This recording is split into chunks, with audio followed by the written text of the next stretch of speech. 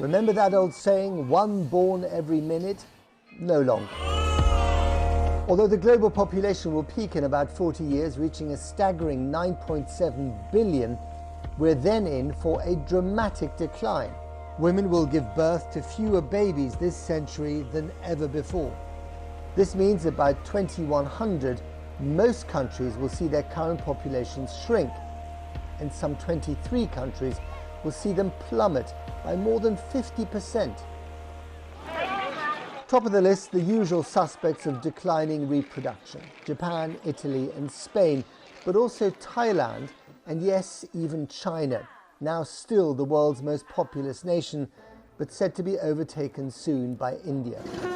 And Nigeria is projected to have 800 million people, becoming the world's second biggest country.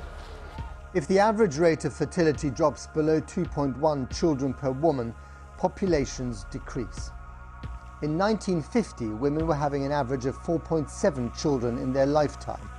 In 2017, the rate nearly halved to 2.4.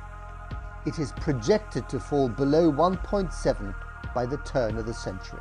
The study predicts that the elderly will outnumber the under-20s by the end of the century, with 2.37 billion over 65s compared with 1.7 billion under the age of 20. And the number of children under 5 is predicted to drop more than 40%. The reason? As girls get better access to education and contraception, the birth rate falls. It is potentially good news for the environment, but it also means fewer taxpayers and fewer people to care for the swelling ranks of the elderly. Well, joining me now from Seattle is the author of the report, Christopher Murray, who's Professor of Global Health at the University of Washington, and Molly Scott-Cato, Professor of Economics at Roehampton University and a former Green Party MEP.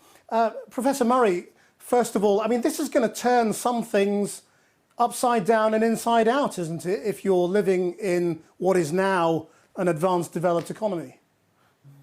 It is. We're going to be moving into this inverted population pyramid where the older age groups have more people in them than the age group behind them. And we've never experienced that. And I think that really has profound consequences on every aspect of life. And what will the changes be in China and India? They'll be quite different, won't they? It will. In China, the working age population has already begun to decline. The state council there is very aware of this, and they're aware of the sort of economic threat it poses. But fertility is very low. There's no sign it'll come back. And in India, they're a couple of decades later in that transition, but they also will have quite low fertility as we get into the second half of the century. Molly Scott-Cato, I mean, do you see this as a good thing?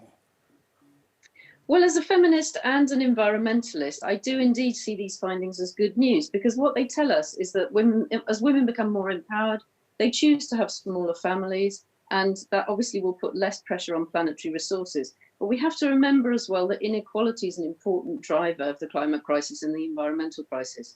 So we have to remember that the richest people in societies across the world and the richest countries in the world are really causing more pressure than poorer people. So it's not just a question of how many people, it's also about how they live.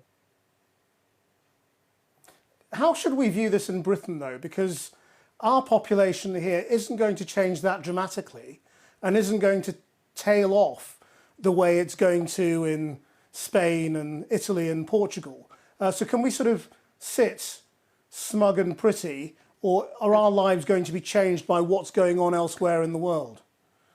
Well, I think the pattern that the report shows is that countries in the global north, some more than others, but including Britain, will have an increasingly elderly population, and countries in the global south will have a younger population. And I think that will lead us towards a situation where we really have a more rational approach to migration, and we need to learn to share the world's resources fairly across countries, rather than to have this idea of always defending our borders.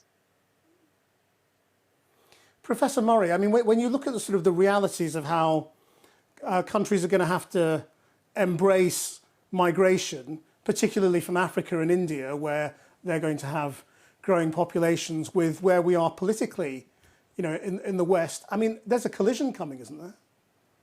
It's going to be a big collision because you really only have two strategies to sustain economies and societies. Make it easier for women to work and have children.